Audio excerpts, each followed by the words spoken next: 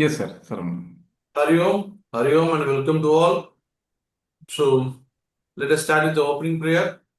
Dr. Saralata ma'am, kindly start with an opening prayer. Yes, sir. Hari Om all, a warm welcome to one and all present here. Very good morning, Anay ma'am. I am very much delighted to participate in today's webinar. Yeah. So let us do a starting prayer now. Sit in a comfortable position. Which mudra is preferable for you? You can do the mudra. Close your eyes. Head, neck, spine in straight line. Om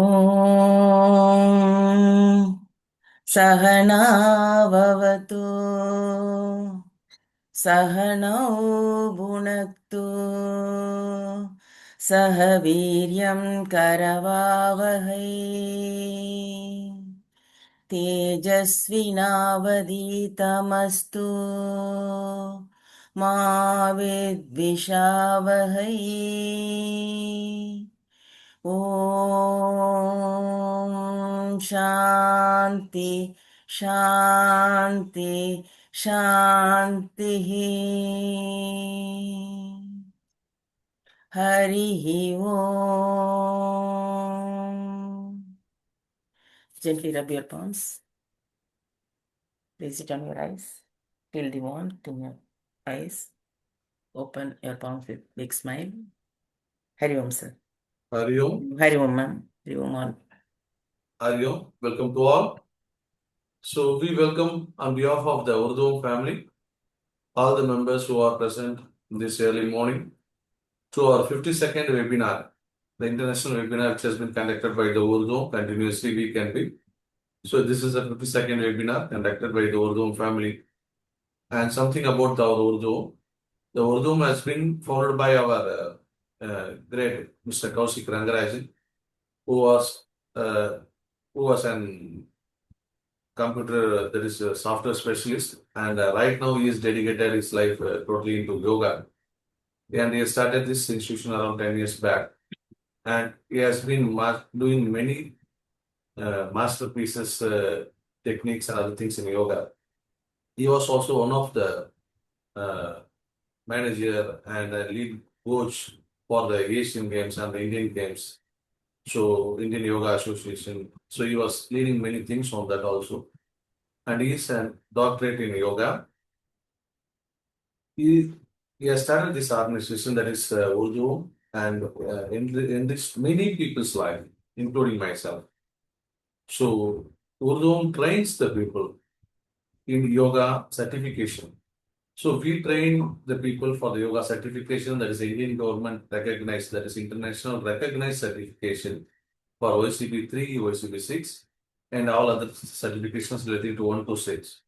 And also we train the people in various yoga concepts, Krishnamacharya Yoga, since Kaushik Rangarajan is from Krishnamacharya Yoga and from the BR School of Yoga associated with Indian Yoga Association, BR School of Yoga Association. So we bring various faculties and the specialists into our group and train our people with the specialists such that the philosophy of various groups are interpreted in the various people's mind and they are enriched and to go into the further stages of yoga. And today, I'd like to introduce Ma'am Nay from Mexico. Good morning, ma'am.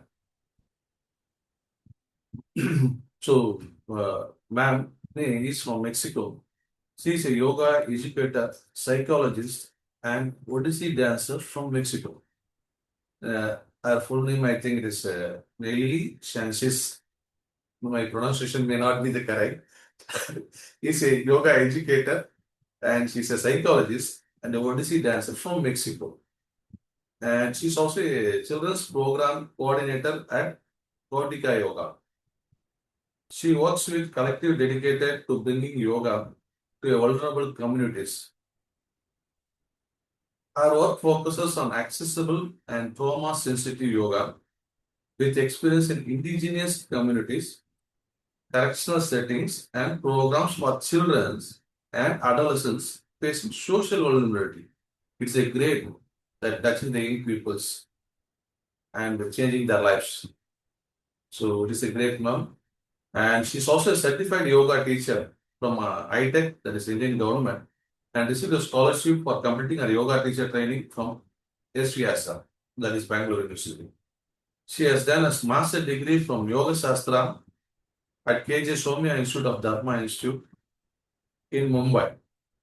She also made her studies in social yoga, trauma, sensitive yoga, yoga anatomy, yoga, and Sankhya Darshana, elemental yoga, and yin yoga, and various other studies also done by her.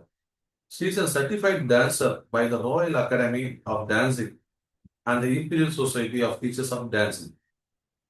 With the training in different dance disciplines in Cuba, Canada, London, US, and India.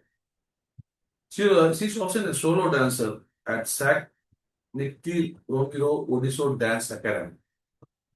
And she is the coordinator at Kudiva Yoga, working with the groups in vulnerable situations in jails, orphanages, indigenous communities, and children and teenagers at risk. It is very difficult to work with this group. She is doing a wonderful job that too with these communities. And she is a psychology degree holder from University Anatoma Metropolitan, specialized in education. I welcome you, ma'am. Welcome you on behalf of the Urdu, and also thank you for giving your valuable time for this second seminar. Yes, ma'am. Thank you, and it is nice to you. Thank you so much. I'm really honored and grateful to be here. Thanks for the invitation to participate here to Oordhvam and all Oordhvam team. And thank you all for joining. So first, let me start sharing my screen. 1 minute, ma'am. 1 minute, ma'am. Before you share, I just wanted to give on one information. I would request everyone to turn on your videos, because whatever we are doing, it is being presented in an international yoga magazine. So there we are requested to present your photos of what has been happening. So if everyone can turn on your photos for 1 minute, I'll take few snapshots so that it can be presented in the magazines. Okay. Can I have everyone on videos, please? Please. Name 1 minute, please, so that we'll have that, get it captured, right? We will take it everything for captured. So now, ma'am, you screenshot எடுங்க.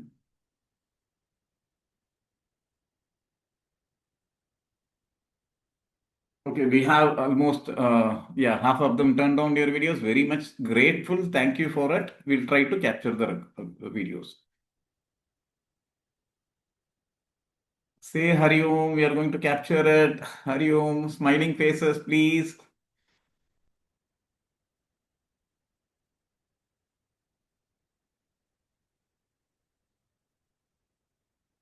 Thank you, ma'am. Thank you, ma'am. You can proceed. Okay, thank you. Hari Om, Hari Om.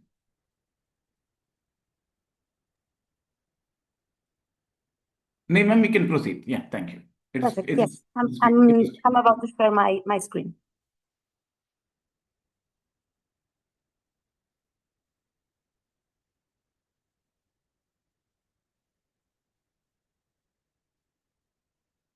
Perfect. And you see it there? Yes. Yeah. Perfect. Thank you so much. So first of all, thank you all for being here. My name is Nallieli Sánchez. I am from Mexico, but everyone calls me Nay because it's easier, shorter, and easier to say. And thank you so much for the presentation.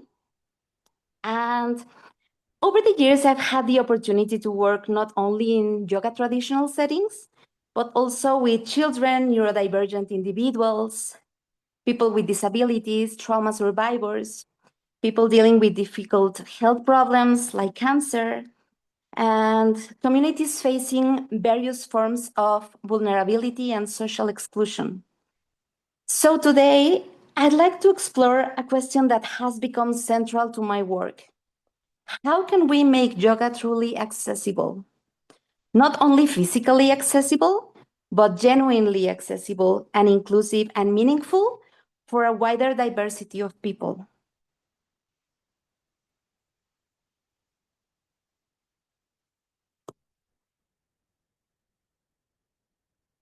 So before we talk about accessibility, I'd like to invite you to reflect on something personal.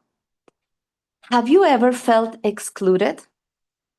Perhaps because of your age, your body, your background, your language, your economic situation, your gender, your beliefs. Maybe you entered the space and felt that you didn't belong there. Or perhaps that space wasn't intentionally excluding you, but simply wasn't designed with you in mind. I think most of us know what exclusion feels like. And that feeling is important because it helps us understand why accessibility and inclusion matters. The opposite of exclusion, it's not merely access. The opposite of exclusion, it's belonging.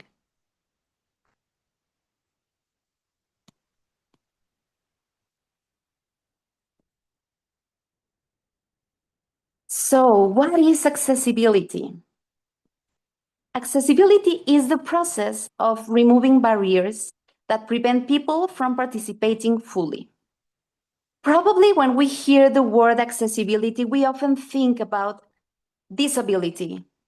Probably we think about ramps for wheelchairs or wider doors so these wheelchairs can enter. But accessibility is much broader than that.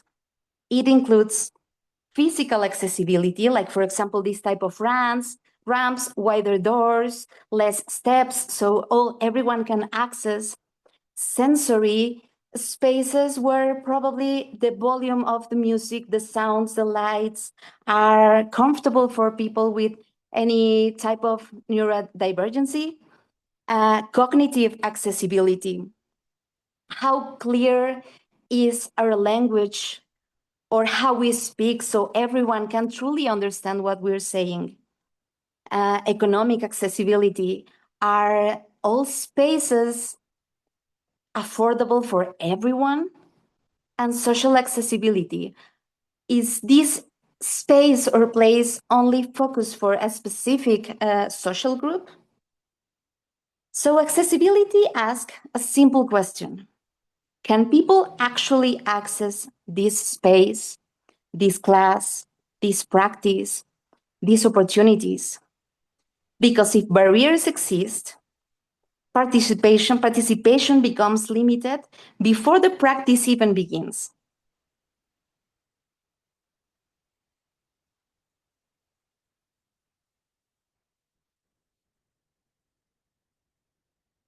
So, if accessibility helps people enter the room, inclusion determines what happens once they are there.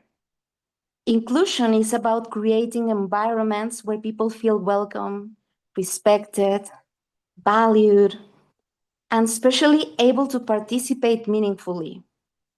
Accessibility asks, can you get in?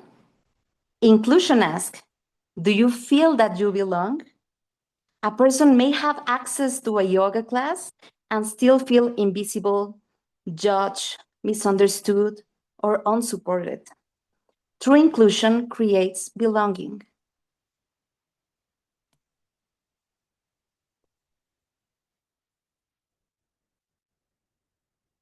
So we're talking about these two terms, accessibility and inclusion. So these concepts are deeply connected. Accessibility without inclusion can create participation without belonging.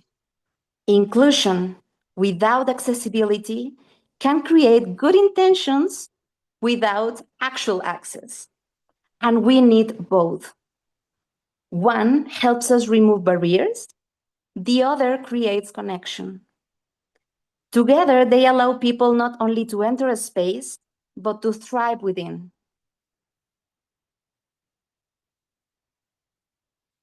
And I think we're all familiar with this quote that say, anybody can breathe, therefore, anybody can practice yoga. And I love this statement because it reflects one of the most beautiful ideas within yoga. Yoga belongs to everyone, not only to the young, not only to the flexible, not only to the healthy, not only to the privileged, but everyone.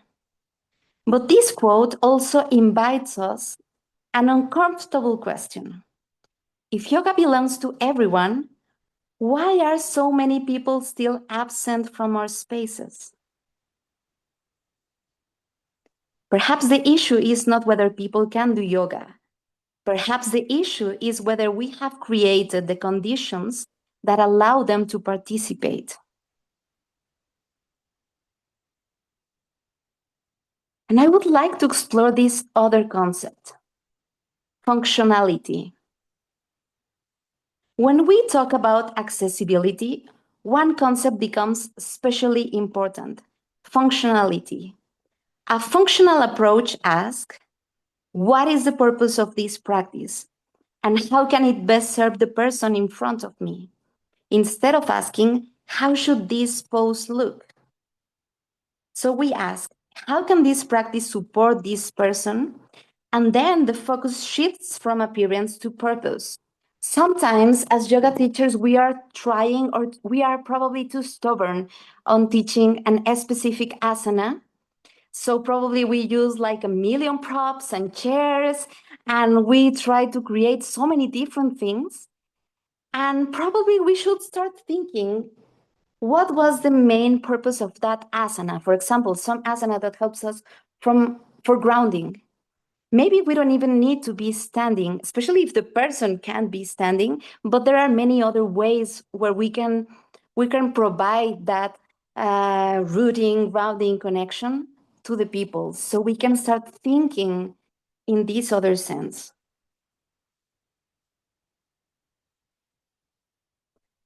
This shift is transformative. When we prioritize function over form, more bodies can participate, more needs can be accommodated, more people can benefit from yoga. A chair variation is not a lesser variation of yoga.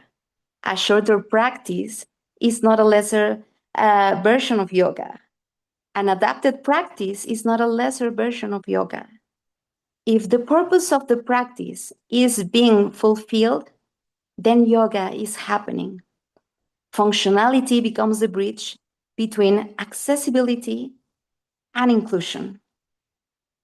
And when I talk about functionality, I don't only mean to specific groups that probably need that have specific needs, but also to our own practice.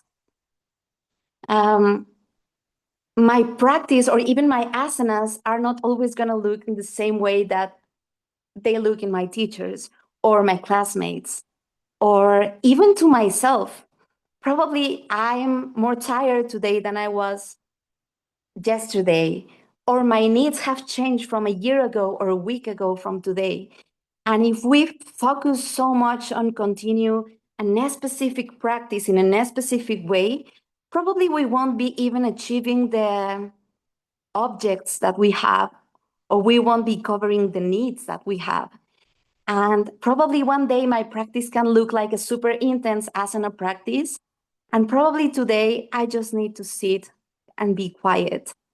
So it's important that we also ask ourselves, what do I need today?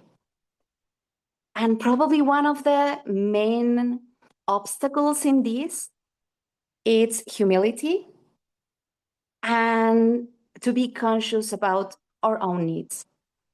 So I think it's really important. And we have said that yoga is consciousness. And where is consciousness if we are forgetting about paying attention to our own needs?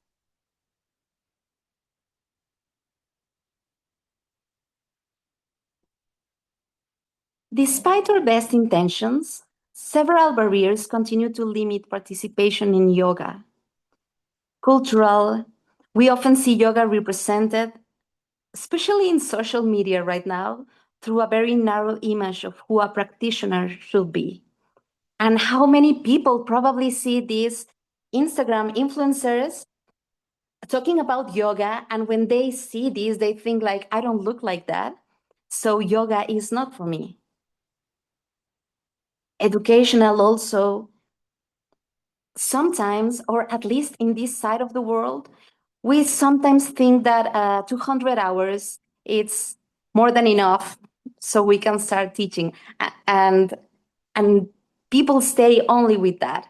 And we forget that we need to continue learning, we need more tools. I think most of teacher trainings receive little training in accessibility, disability, neurodiversity, community work, or adaptation. Structural also. The cost of the classes, transportation, schedules, facilities, and availability continue to explode to exclude many people. And also sometimes yoga places are located in certain spaces that are not accessible for people that live far also. And attitudinal. And perhaps this is the most difficult barrier. And it's the belief that adapted yoga is somehow less authentic than traditional yoga.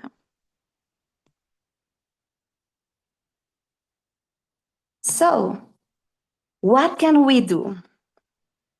We can begin by shifting our perspective. We can redefine success. Success is not the deepest pose. Success is participation. Success is connection. It is self-awareness. It's empowerment. So it's important that we start normalizing adaptation, not as a sign of weakness, but wisdom. And we can design for diversity, and we can continue learning. And we should continue learning.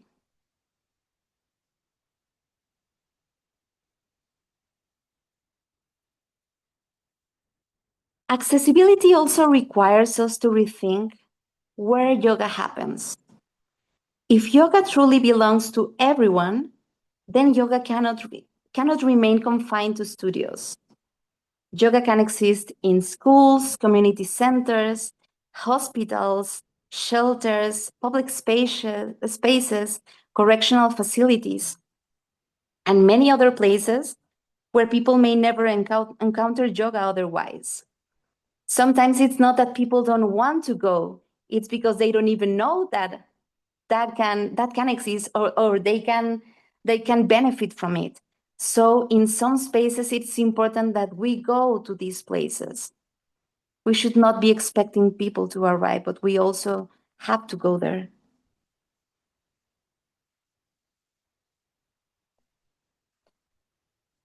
So I'd like to share a little bit about Cautiva Yoga. And it's a really beautiful project that I have been part of it for a few years right now.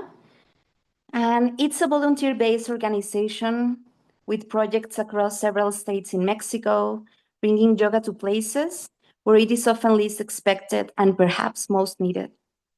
The collective works in prisons, rehabilitation centers, homes for children and adolescents, migrant shelters, rural communities, spaces for older adults, and other underserved populations. And I think before talking more about the project, it's important to talk about where it came from. So Cautiva was founded by a man. His name is Freddy Alan Diaz, and his story is really interesting. He was introduced to yoga while he was incarcerated. And I think that is a powerful place to begin. Because when most people imagine a yoga practitioner, they probably don't imagine someone discovering yoga inside a prison. Yet, that is exactly where Freddy's journey started. Through yoga, he found tools for self-awareness, emotional regulation, resilience, and personal transformation. He often speaks about discovering a sense of inner freedom while still being physically confined. And when he regained his freedom, he made a decision. He wanted to share those tools with others. What began as a one person's experience gradually became a collective movement.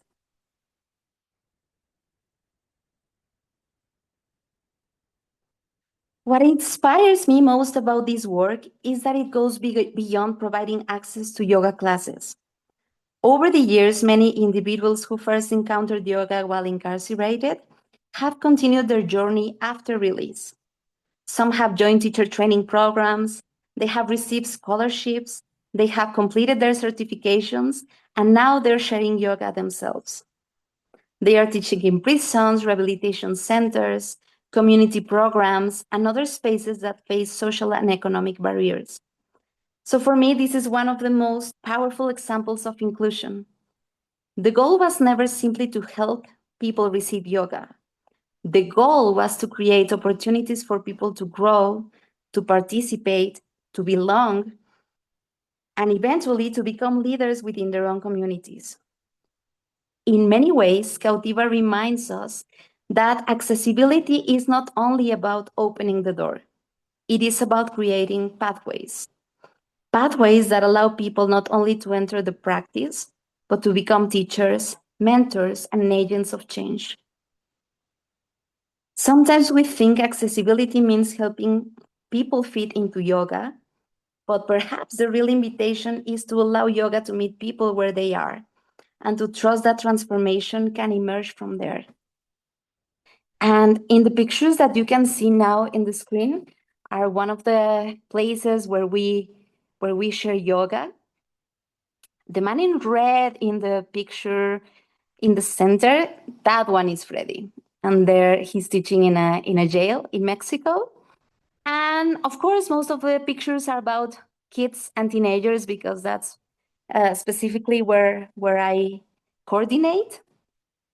And it's beautiful to see how yoga practice can be really, really helpful to these specific groups. Some of the kids that I have the opportunity to work with comes from families with a lot of violence. So I think depending on the group where we teach are the goals that we have to set. For example, in that place where kids were mostly in violent families, it was beautiful to teach them how to communicate and interact between themselves with different tools, not only through violence, but through more loving and caring ways. And also some of the places where we have been able to teach are kids from an orphanage. And again, we have to adjust to what they need. In Cautiva, it's a group of teachers, so you can just like be there probably for only one class, or you can be teaching like weekly classes or once a month, whatever that works for you. But especially on the teams that I coordinate for working with kids, and specifically in orphanage, I ask for the volunteers to be fully committed because they are dealing with a lot of uncertainty. Probably these are kids that most of them, they have parents, but they were not responsible, or they were not suitable for taking care of them. Probably they were violent or something. So these kids were living with their parents one day. Next day, they are removed from their homes and they are taken to this place where they share space with a lot of other kids. And some other days, what they try to do is to reintegrate it to different members of their families. But if grandparents or uncles are not also an option, then they can be ready for adoption. So they really don't know where they're going to end. They really don't know what's going to happen. And the reason why I ask volunteers to be fully present is because in the middle of all this craziness, all this uncertainty, I want us to be at least something real, truth, and that stays there. I want them to see the same faces. I want them to know that we are going to be there for them, even through all of these changes. So it's really beautiful to see what is happening. And in the case of people that is learning in jails, it's really surprising how committed they can be to their own practice. It's not an activity that they're forced to do. It's an option for them. So it's beautiful because if they attend to the classes, it's because they want to be there.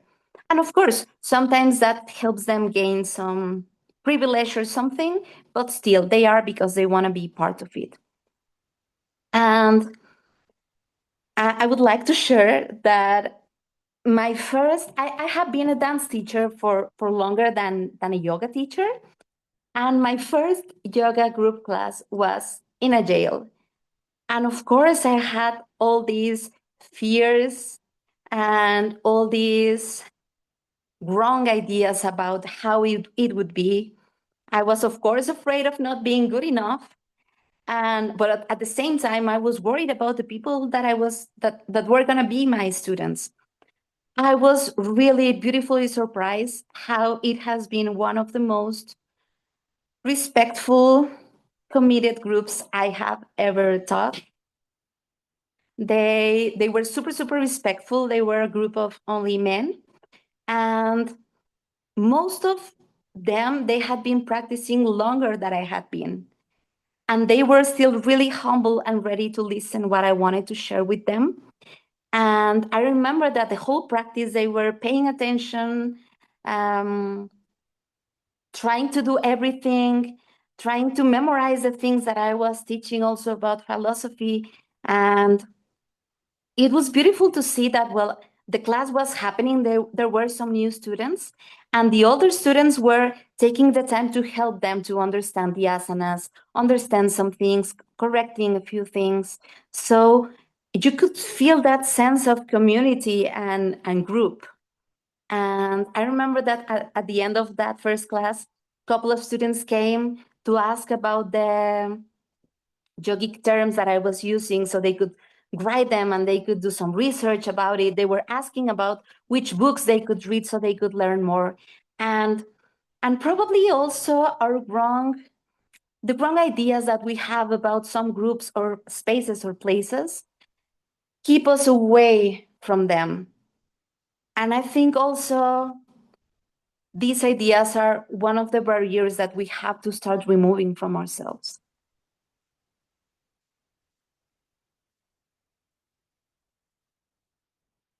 So when working with different communities, we have to adjust ourselves to the places where we are working. Of course, we have this idea of how a yoga class should be, but sometimes we have to transform it to really fulfill the needs of specific groups. And also, again, to change some wrong ideas that we already have about these groups. Like, for example, especially when working with people with disabilities, senior adults, or children, we tend to change even the tone of our voice, how we speak. We start speaking as if we were speaking with babies. And for example, for senior people, we have to preserve their dignity also. We can treat them as babies, and even for kids. We can, of course, adjust our language, our words, but they are also human beings, and we need to remember that. And they can be intelligent enough to learn new vocabulary, to learn new words. Of course, we can approach, for example, for kids with more fun words to name the asanas with the names of animals instead of the Sanskrit names. But eventually, it's also beautiful to bring them there, of course, according to their age, to their needs, and everything. But we can share philosophy and everything to all these specific groups. But we need to find a way how we can make all this knowledge accessible to these specific groups. Or, for example, I am working currently with a kid. He's neurodivergent. I like the term that some people use in social media, neurospicy. And when I started working with him, he's 11 years old. I remember that his mom told me that he had been having problems. They were having problems to find a class appropriate for him because he really wanted to attend the classes with his service dog.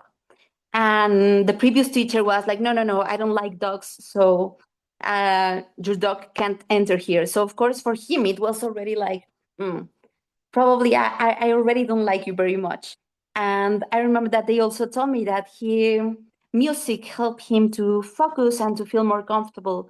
So when I came to the first class, I remember that the first thing he asked, and he's really smart, and he did it as challenging me.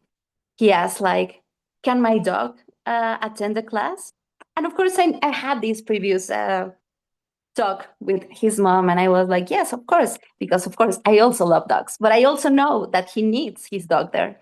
And he asked, and he looked at his mom, and then he asked, and can I play music? And I was like, yeah, sure, you can play music. And challenging again, he was like, any type of music? And I was like, yeah, any type of music. And I have noticed how that helps him. Now the dog attended like a couple classes. Music also, sometimes we have music, sometimes we don't have. But it was like the door he needed me to open so he could come closer to me, or I could come closer to him, actually. So it's also about how we approach these places, these people. In case of kids, for example, we can't have a yoga practice like really formal, let's say. It's the easier way to come to them is if we transform everything into games. Playing is one of the most important things kids need. And so how can I teach asana through games? How can I teach yama and yama through games? And the same with everyone. And also if we understand the background and the mindset of the people that we are teaching to, then we can also approach them in a way that they will receive it better.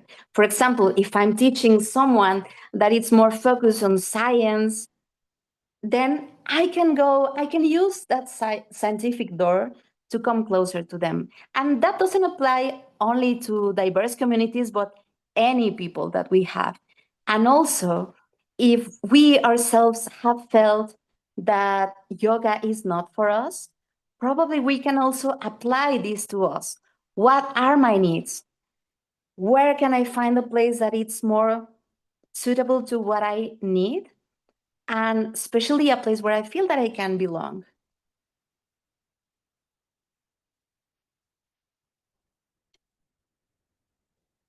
So through these experiences, we have learned several lessons.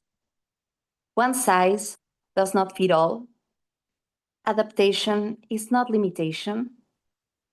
Relationship comes before technique. And participation matters more than performance.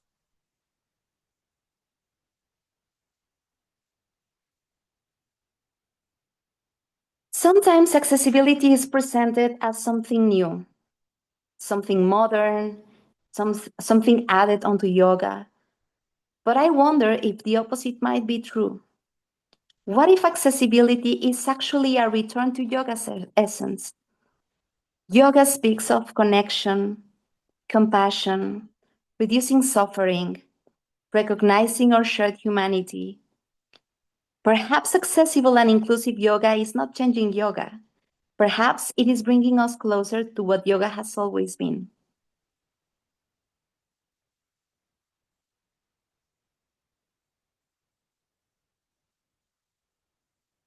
So today I would like to leave you with a question. Not as teachers, not as yoga students, not as yoga lovers, not as professionals, but as human beings. Who is missing from our yoga spaces? And what can we do to welcome them? Because accessibility is not only about opening doors, it is about ensuring that once people enter, they know they belong. Thank you so much. I would like to open a space for questions, or I even would like to listen to you. What is your opinion or your perspective about these three concepts: inclusion, accessibility, and if at some point you have felt excluded from any type of space or a yoga space?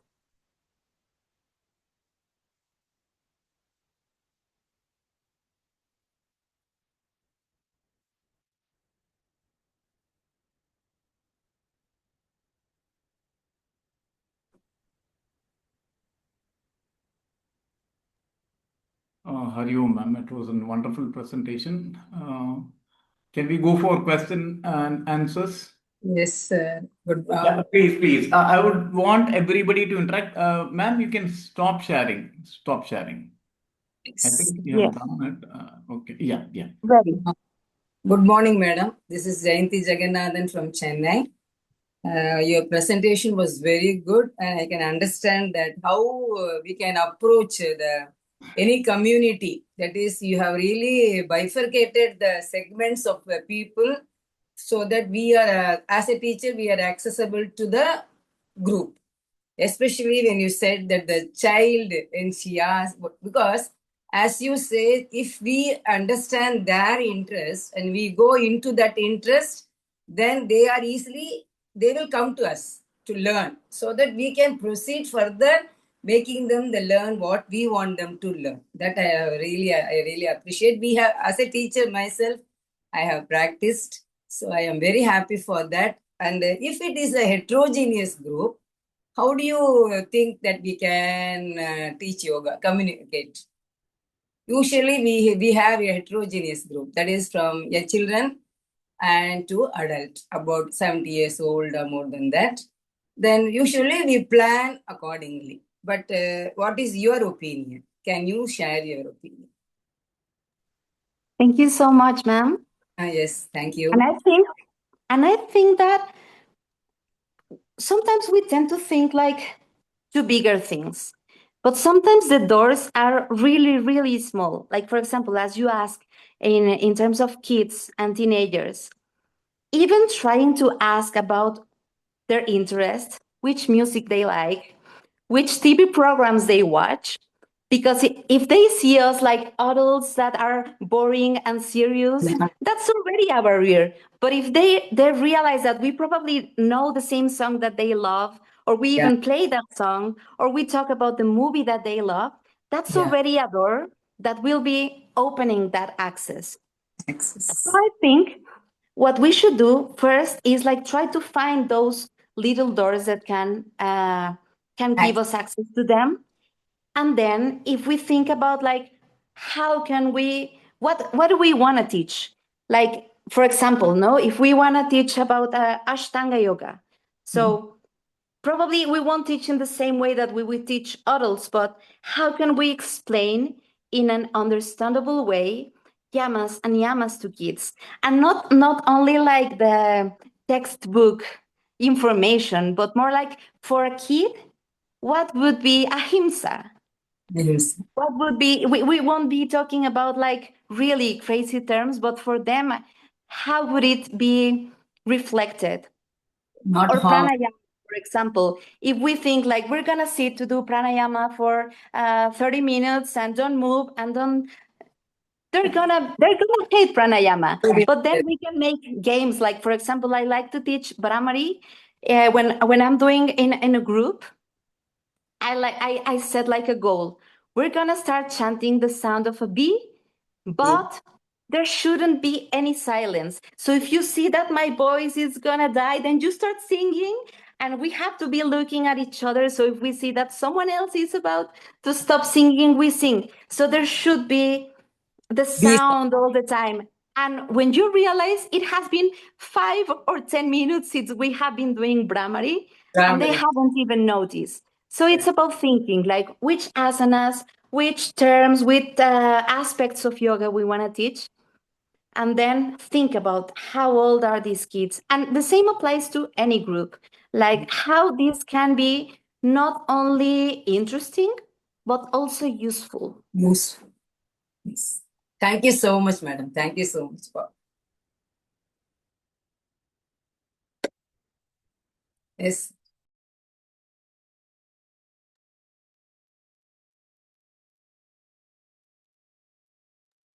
We can go for a few more questions. Please try to open it up. Yes, Yes. may I ask? Yeah, but can you please turn on your video so that I can spotlight? Yes, I have my videos on. Yeah, thank you.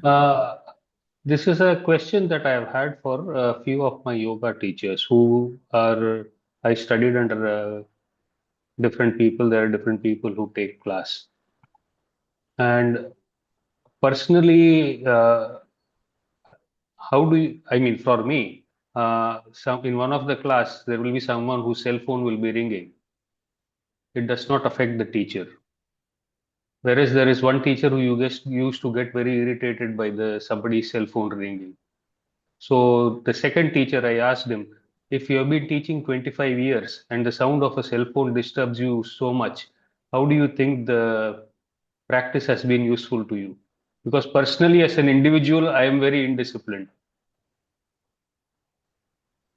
So I can understand cell phone ringing. When I teach, I don't have a problem if people are distracted, if children are running around, and as long as it makes them happy. And older people like to see children running around. As long as it does not disturb them or hurt anybody.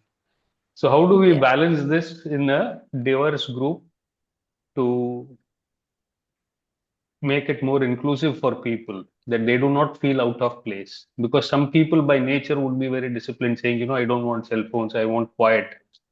Whereas I'm in India, it's always noisy and everybody talks. I think one word that I didn't include in the presentation, but it's really important, it's flexibility. And again, we think that flexibility is about our bodies, but I think the real challenge is how flexible we are in our minds, in the way we teach, in the way we interact.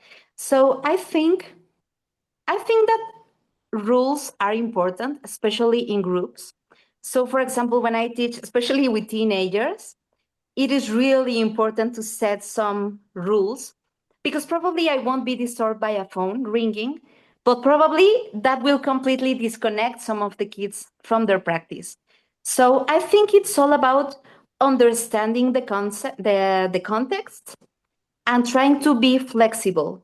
So, for example, when we talk about some, and I don't like to call them rules, but I forgot the word in English, but it's more like agreements that we make in one group. So what are the things that we as a group, including the kids or the teenagers, for example, what are the things that we need for a comfortable and safe practice?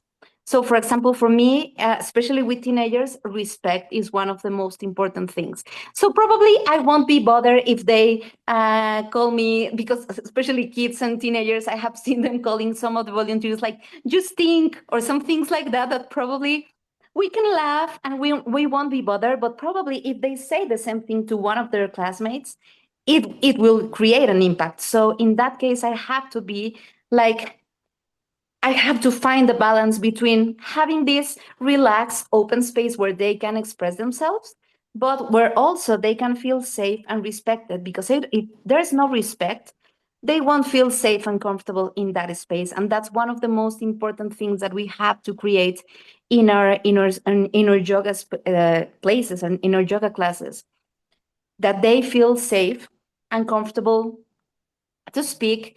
Because also one of the things that I have seen is that we are not only yoga teachers or yoga instructors. We become sometimes the families that they don't have, or the adults that they don't probably trust the grown-ups around them.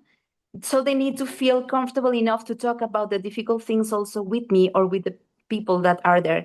And if I'm not making them feel respected from the other students, that will create a difficulty. And talking about adults, I think we need to understand that some people need to move more than others. Some people need to be quiet. Some people need movement. And we need to give options. And so these open three things that I think are important. That especially, for example, in trauma accessible yoga, more than giving directions or instructions like clear, you have like do this, open your arms, open your legs, that can feel really violent, for example, for sexual abuse survivors. We need to give options. If you feel comfortable with this, you can do this. Or for example, if at some point of the practice you need to stand up and walk a little and then come back and continue with your pranayama practice, you feel free to do that. Just don't disturb the other students. So that way we can create that balance. If someone needs to move more, they can do it, but without becoming an obstacle in someone else's practice. And also sometimes in most of yoga classes, what we do is we say, for example, like, this is the exercise or the asana. And if you can't do this, then you give options. When we do that, we already make them feel less than what they were supposed to be doing.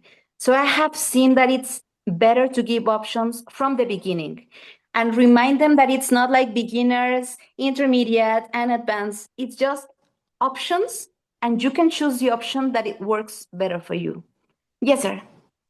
Just when you said you give them options, is it better to give options from harder position to a easier one, or is it better to start with an easier one and then say, hey, people can do a much advanced version, they should do the advanced version?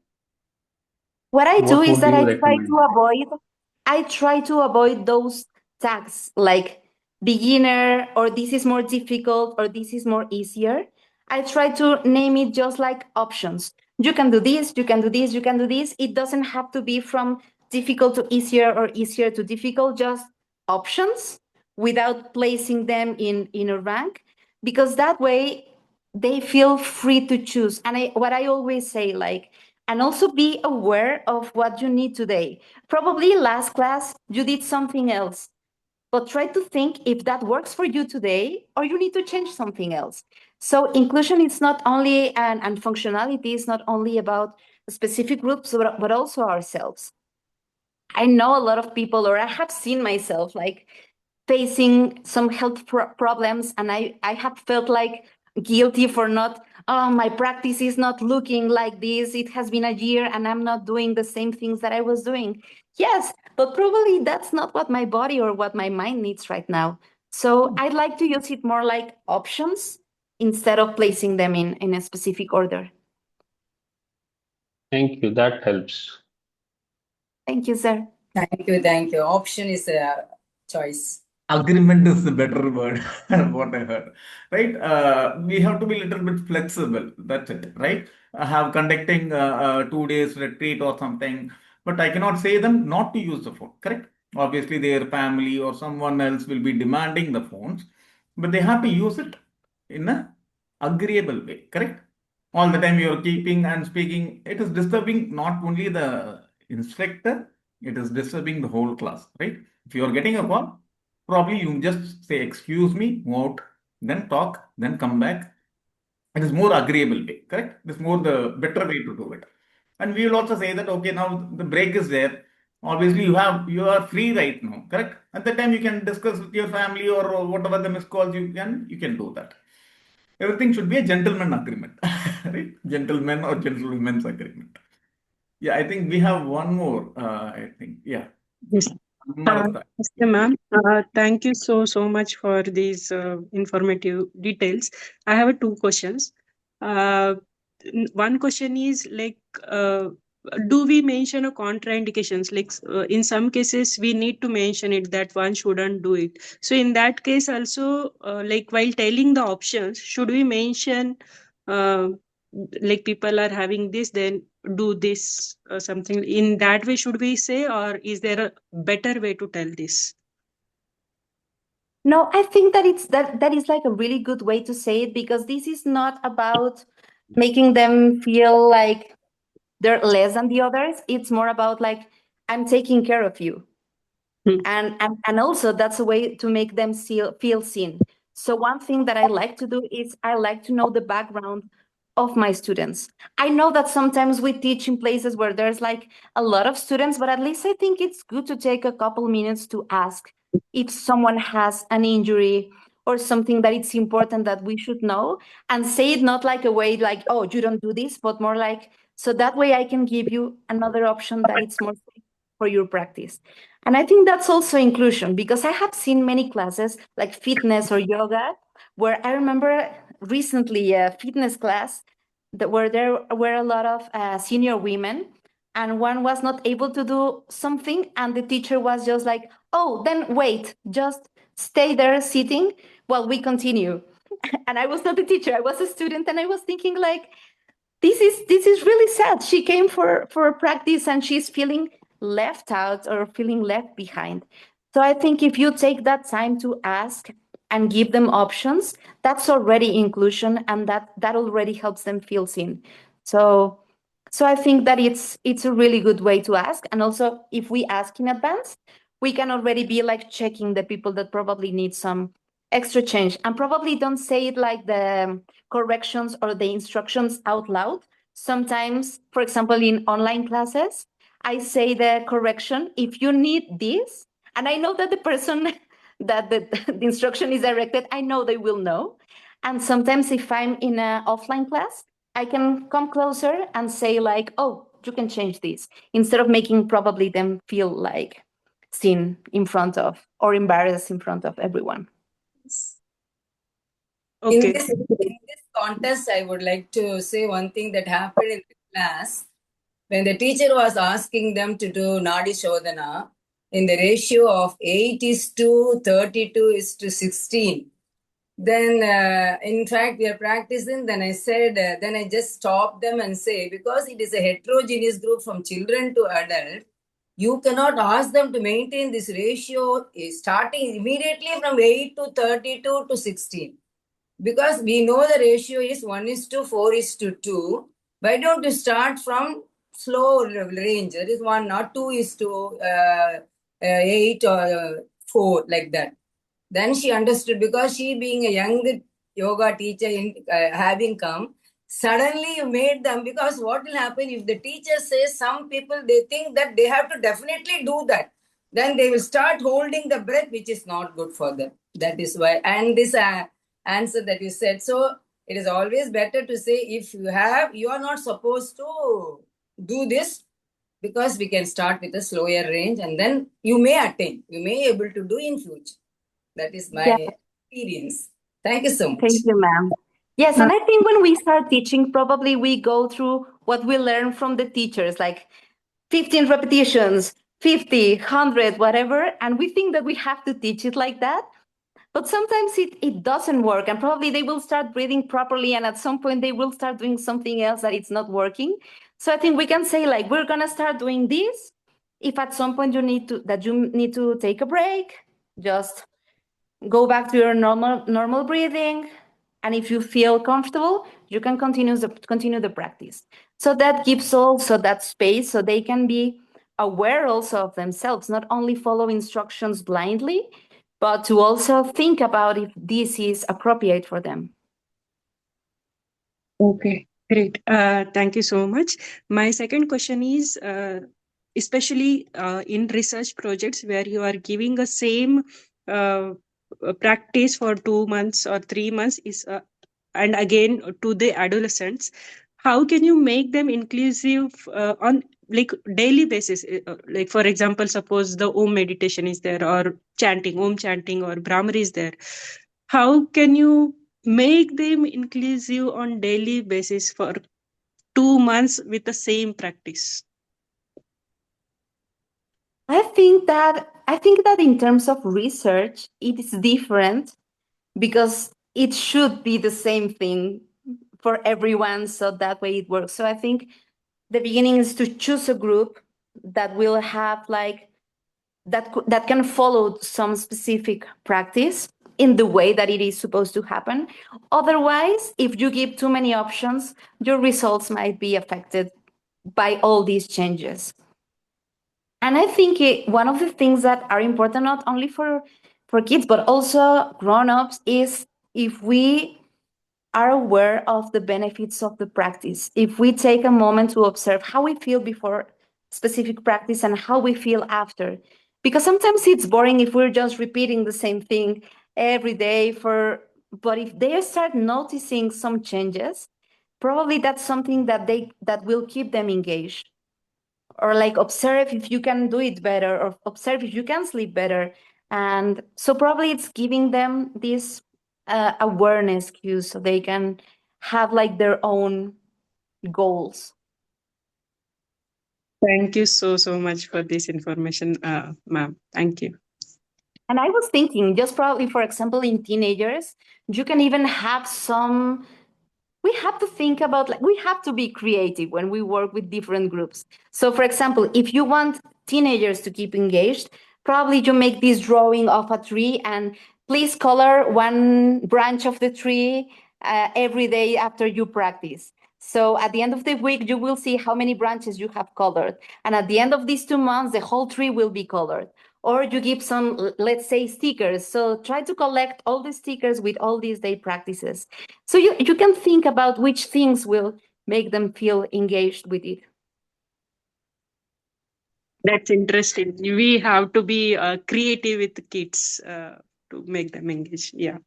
Thank you. Welcome. Not with kids alone, with everyone, so that it will be more interactive. Yeah, nowadays it is difficult Yeah. to make people practice. Yeah, thank you. We'll have one more question answered. The time is around 9 o'clock. We'll have one more question to be answered. Do you have anyone, please? Is there anything to be asked? Come on, 3, 2, 1. Come on. Yeah, we have Divya. Divya, turn on your video, please. We'll have the last question answered. Okay. Divya, ma'am, you can turn on your video so that I can spotlight. Yeah, thank you. Thank you, ma'am. Yes, ma'am. Please go ahead. Ma'am, I'm teaching yoga for special children, ma'am, like autism, ADHD, and blind children. So, what is your suggestion, ma'am? Kindly let me know. In like what would be like a specific thing that you feel that you're missing? Ma'am, continuous engagement of that particular children. So, for example, I am teaching ADHD children, and it is he is an hyperactive and also with some medical condition, ma'am. So we need to be so precautions about that. So, either we need to concentrate on ADHD or medical conditions. So it's a little jerky to me, ma'am. So that I am missing, ma'am. That part I am missing. Do you have all these groups together, or they're like separate groups? Separate group, ma'am. Separate group and separate timings for each children, ma'am. For blind children, they are doing very good. With my instruction, they are doing simple asanas with clear. What else to say? With clear. Clear for one particular asana, she or he are doing very correctly compared to normal children. So this aspect I am taking from blind children. So for ADHD, so each age category and each different children, I am learning new things from the children, ma'am. So it's very great for me. So coming to the ADHD, it is very little bit challenging, ma'am. Yes, I think that's a challenging group, and mostly working with kids and teenagers, specifically certain age. we have to keep them like really engaged. So sometimes in other groups, we can take a moment to think about like, should we go this or this? With them, we have to be ready. We have to be thinking like one step in advance, because if we stay quiet one moment, we will lose them. So I think this come back again to flexibility. Sometimes you can have a prepared class, but we need to think about what they need in that moment. So, for example, let's say that you see that there are like really dispersed, and you want to sit and teach pranayama, that will be really difficult.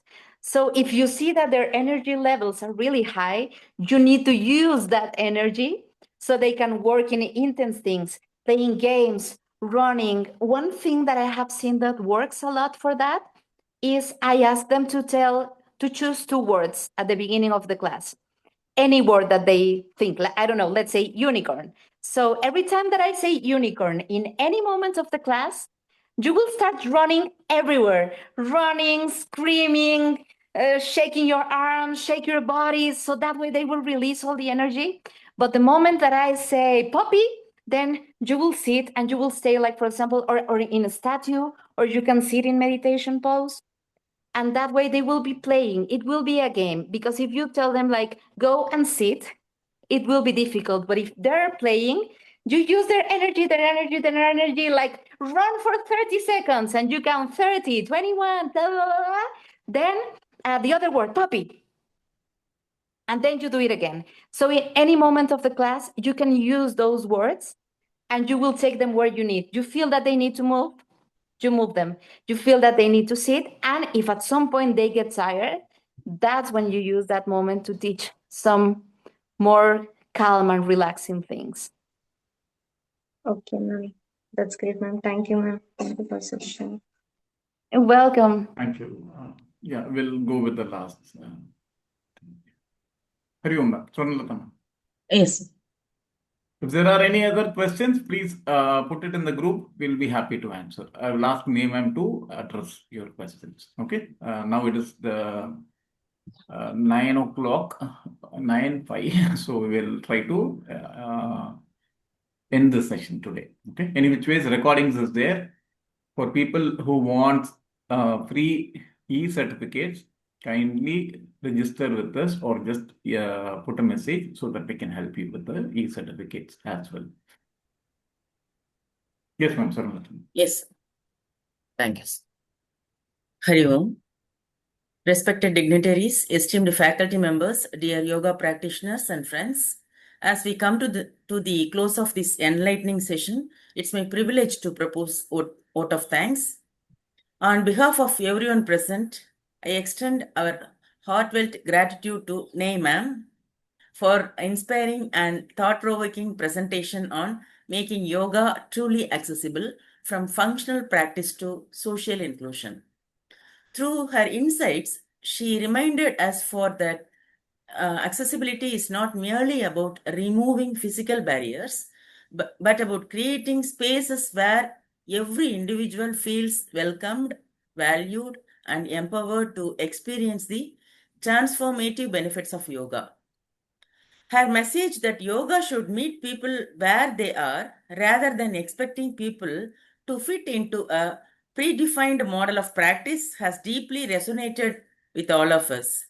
The examples she shared from community outreach and vulnerable populations beautifully illustrated that yoga is truly a path of compassion, dignity, and inclusion. We also thank the organizers for providing us with this wonderful opportunity to learn from such meaningful work, and we express our appreciation to all the participants for your enthusiastic presence, thoughtful attention, and active engagement throughout the session. As we live today, let us carry forward the spirit of ahimsa, seva, samatvam, ensuring that yoga reaches every individual regardless of age, ability, culture, or circumstance. Once again, our sincere gratitude to Neem ma'am, the organizers, and everyone who contributed to making the session a memorable and enriching experience. Thank you, one and all. Hari Om. Before ending the session, Thank you. yes. Before ending the session, I want to share something about YCB courses conducted in Oordhvam Yoga Foundation. So here, YCB courses are conducted and created 500 participants, 500 plus participants, more than 500 participants. August 3rd, YCB 3 courses are going to be started. Actually, I have completed my YCB courses in Oordhvam. So I want to express the feeling of gratitude. So here, faculties are very much efficient and they are giving so much of knowledge to us. So it's very intense. The course is very intense. And if those who are interested, kindly contact Dr. Kaushik sir to join the course. One more thing, yoga certification board courses, it is internationally valid. It's a very positive thing in this course. So I want to convey this message to all of you. Thank Yes. you so much. Yeah. Thank you. Okay. Thank you, madam. Yes, Thank even you. I will contact. Anything else, or we can go with the closing prayer? Anything else want to be discussed here? Or yeah, it is the end of the time. We'll go with the closing prayer. Please, yeah, Sonam. Okay, sir. Thank you, sir. Hari Om. Sit in a comfortable meditative posture. Adapt the mudra whichever preferable for you. Close your eyes. Head, neck, spine in a straight line. Take a deep breath. Om Asato Ma Satgamaya Tamaso Ma Jyotirgamaya Mrityoma Amritam Gamaya. Om Shanti Shanti Shanti. Hari Om. Gently rub your palms between your eyes. Feel the warmth in your eyes. Open the palms with a great smile. Thank you.